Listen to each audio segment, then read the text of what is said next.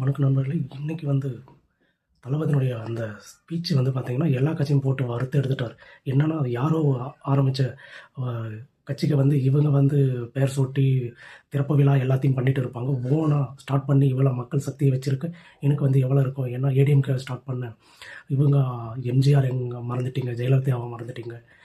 ஐயா எடப்பாடி அவர்கள் வந்து எடுத்து நடத்திட்டு இருக்காருங்களா, ஸோ அதை சொன்னார். ஏன்னா தனியாக வந்து நடத்தணும் அப்படின்னு ஒரு கட்சி ஆரம்பித்து இவ்வளோ பேர் வந்து வராங்கன்னா அது தளபதிக்கு தான், மற்ற யாருக்கும் கிடையாது.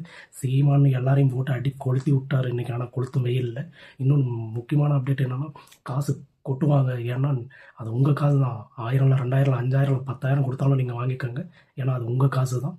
ஆனால் ஓட்டு வந்து ஓட்டுக்கு விற்காதீங்க. காசு நீங்கள் வாங்குங்க, ஆனால் ஓட்டு விற்காதீங்க.